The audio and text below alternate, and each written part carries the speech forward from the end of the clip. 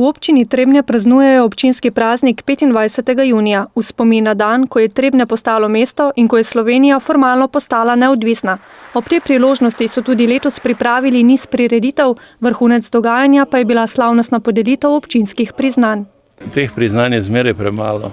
Vendar pa je prav, da se v občinskem prazniku spomnimo ljudi, ki so svojim prostovoljnim delom ali pa svojim profesionalnim delom na posameznem področju dosegli dobre rezultate. In je tudi priložnost, da te ljudi pohvalimo, da jim damo priznanje in s tem spodbudimo tudi ostale, da sodelujejo v prostovoljstvu, profesionalno na svojih delovnih mestih, vse v prid temu, da bo lokalna skupnost čez leta izgledala še lepša. Letos so podelili 3 plakete in 5 priznanj. Plakete so prejeli Marinka Sila za prostovoljno delo na področju socialnih in družbenih dejavnosti, Kmetijska zadruga Trebnje za prispevek k razvoju kmetijstva v občini in za ozaveščanje lokalne skupnosti o lokalni samooskrbi s hrano ter prostovoljno gasilsko društvo Trebnje za 130 let uspešnega in požrtvovalnega delovanja. No, to je sigurno eno lepa gesta občanov in občine za moje dolgotrajno delo, za katero sem res mislila, da bom dobila tako priznanje šele v nagrobnem govoru, ampak lepo je, če človek to dobi še za časa svojega življenja. To priznanje nam kar dosti pomeni, ker mislim, da je to priznanje potrditev za naše dobro delo v zadnjih recimo 20 letih. Če že ne na drugem, saj smo v bistvu v zadnjih 20 oziroma 18 letih približno za 7-krat povečali prihodke v naši zadrugi. Prostovoljnemu gasilskemu društvu Trebnje pomeni plaketa občine Trebnje izjemno priznanje za naše dosedanje delo in velika vzpodbuda za dobro delo na področju gasilstva tudi za vnaprej. Prejemniki plaket so pustili pečat na več področjih, sami pa so med svojimi dosežki najbolj ponosni na... Ja, prav gotovo na ta projekt Zdrava občina, ki sem ga nekako 20 let kot motor vodila.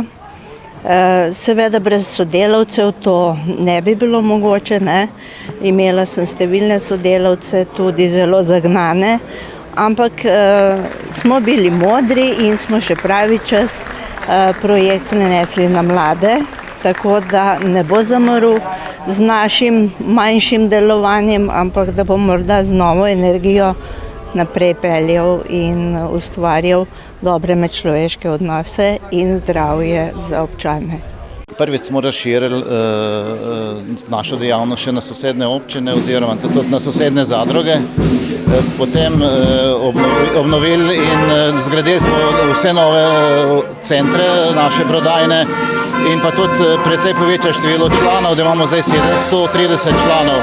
Kar je naših uspehov v zadnjih letih, smo najbolj ponosni na to, da nam je uspelo obnoviti dom, prenoviti vozni park in kljub težavnim razmeram v državi ostati na istem ali še boljšem nivoju operativne pripravljenosti. Podelili so tudi 5 priznanj. Prejeli so jih Štefanija Gliha za humanitarno delo, Avgust Žnidaršič za delo v kmetijstvu, Zdenko Šalda za strokovno in humanitarno delo ter kolesarsko društvo Gorenje Ponikve in rokometni klub Trimo Trebnje. Sicer pa se je župan Alojzij Kastelic ob tej priložnosti spomnil dosežkov v zadnjih 8 letih. Marsikatera stavba je zrasla, marsikater vodovod je bil narejen, marsikatera šola je bila obnovljena, marsikatera telovadnica dozidana, tako da lahko to na 6. praznik občine Trebnje s ponosom praznujemo ta praznik in seveda smo zazrti v prihodnost in želimo, da tudi v prihodnosti, sicer glede na težke razmere, bo sigurno v prihodnje nekoliko težje, kot je bilo za sedaj, ampak kljub temu je treba z optimizmom zreti v prihodnost in seveda premikati zadeve naprej.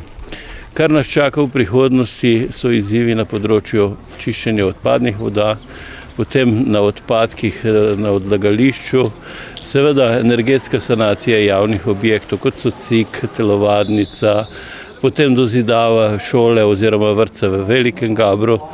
To so prednostni projekti za prihodnje, to se pravi dela nam ne bo zmanjkalo.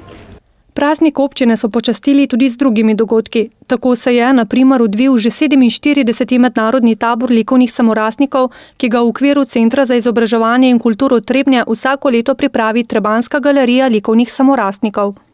Nekako smo se pri snovanju razstavnega programa naše galerije v letošnjem letu zadali cilj, da pravzaprav predstavimo ženske, njihovo vlogo v umetnosti in pa gre za pravzaprav usklajevanje zasebnega življenja z poklicnim, se pravi družinsko in pa poklicno življenje, in to rdečo nit pravzaprav vlečemo skozi celoleten program galerije, tudi 47. mednarodnega tabora likovnih samorastnikov.